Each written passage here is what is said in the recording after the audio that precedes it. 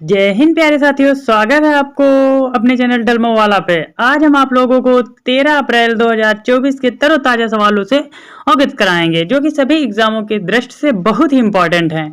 Question number 1 है, हाल ही में IPL में सर्वाधिक शतक लगाने का रिकॉर्ड किसके नाम दर्ज हुआ है? तो हाल ही में सबसे ज्यादा जो है आईपीएल में रन बनाने के लिए विराट कोहली का नाम दर्ज किया गया है। विराट कोहली ने 8वां शतक लगाकर आईपीएल के इतिहास में सर्वाधिक शतक का रिकॉर्ड जड़ दिया है और क्रिस गेल दूसरे स्थान पर हैं और उनके नाम पर आईपीएल का इतिहास 6 शतक हैं। JC Buttler, KL Rahul, SR Watson, DR Warner 4 शतक और कोहली आईपीएल के इतिहास में सर्वाधिक यानी 75 रन बनाने वाले पहले क्रिकेटर बन गए हैं। ये आपके इंडिया के फेवरेट क्रिकेटर चीकू भाई या विराट कोहली हैं। अगला क्वेश्चन है, हाल ही में कहां पर गणगौर उत्सव मनाया गया है? वेयर वाज द गणगौर उत्सव सेलिब्रेट रिसेंटली?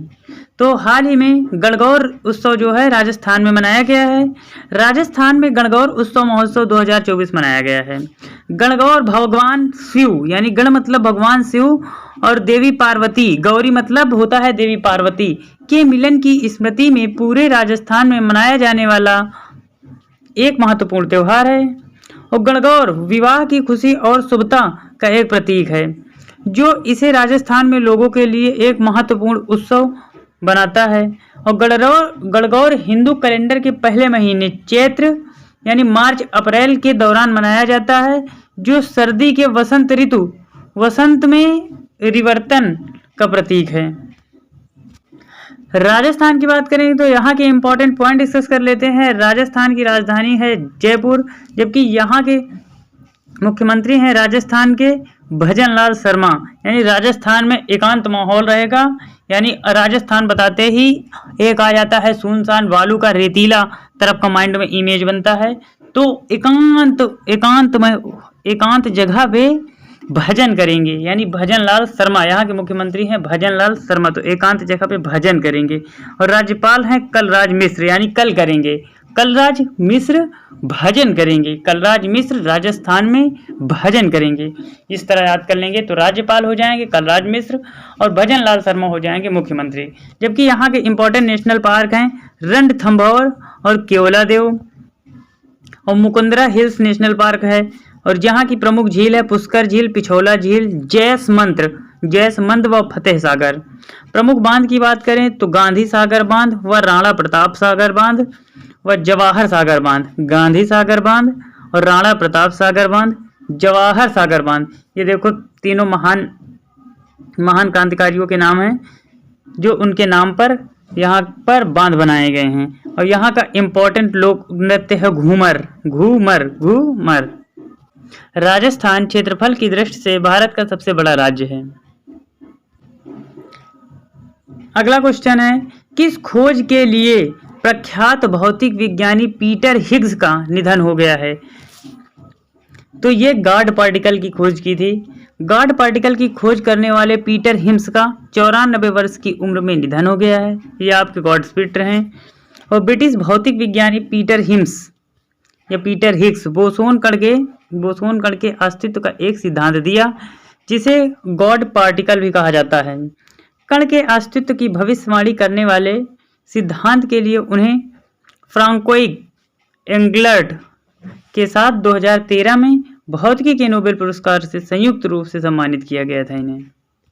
अगला क्वेश्चन शिद्दत के साथ देख लेते हैं कि वर्ष 2024 में राष्ट्रीय महिला हॉकी लीग का उद्घाटन कहां पर किया जाएगा? तो 2023 का राष्ट्रीय महिला खेल का जो है उद्घाटन झारखंड में किया जाएगा। राष्ट्रीय महिला हॉकी लीग 2024-25 का उद्घाटन किया गया है। आयोजन जो है झारखंड की राजधानी रांची में किया गया है।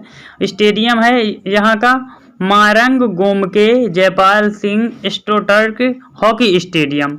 Marang Gomke Jaipal Singh astroturf hockey stadium कब होगा? 30 अप्रैल को अब होगा और 9 मई तक चलेगा। इस स्थान में हाल ही में FIH ओलंपिक क्वालिफायर और महिला एशियाई चैंपियंस हॉकी जैसे प्रतिष्ठित आयोजन की मेजबानी की गई है। अगला क्वेश्चन की बात करें तो हाल ही में जारी रिपोर्ट के अनुसार जल जीवन मिशन की सफलता में कौन सा जिला शीर्ष पर रहा है? इंग्लिश में देख लेते हैं। According to the recently release report which district is on top in the success of Jal Jeevan mission? तो हाल ही में रहा है नीलगिरी और महोबा। केंद्र सरकार द्वारा जारी जल जीवन मिशन की सफलता में नीलगिरी और महोबा अग्रणी जिन बन गए हैं। केंद्र सरकार ने देश भर के 299 जिले की रैंक जारी की है। उसमें पहले स्थान पर है नीलगिरी तमिलनाडु में जो कि स्थित है, और महोबा उत्तर प्रदेश में स्थित है। कुड्डालोर जिला जो कि तमिलनाडु में स्थित है, और मेरठ उत्तर प्रदेश में स्थित है, और ललितपुर भी उत्तर प्रदेश में स्थित है, जो कि जल जीवन निगम के अंतर्गत ये अग्रणी रहे हैं।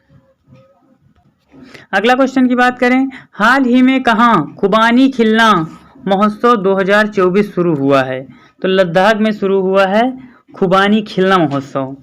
तो लद्दाख का करंट अफेयर देख लेते हैं। दिवसीय दोस्त मोर्चे महोत्सव लद्दाख में अभी मनाया गया है, और सियाचेन में तैनात होने वाली भारतीय सेना की पहली महिला भी यहीं तैनात हुई है, और चिकित्सा अधिकारी गीतिका कौल बन गई हैं, यहीं की हैं।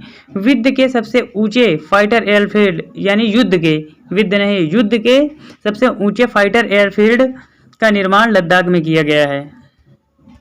अगला क्वेश्चन की बात करें, हाल ही में लक्षद्वीप में शाखा खोलने वाला पहला निजी बैंक कौन बन गया है?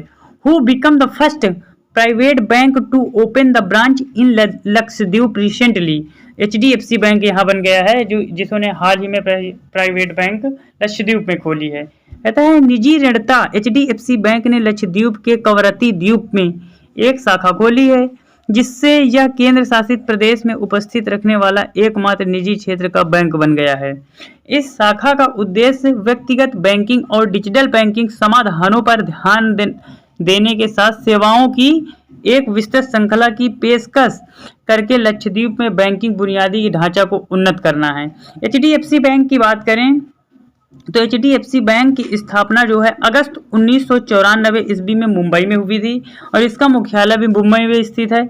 इसके प्रेजेंट टाइम में, यानी HDFC के प्रेजेंट टाइम में हेड या CEO हैं शशिधर जगदीशन। लक्षद्वीप का फर्स्ट प्राइवेट बैंक।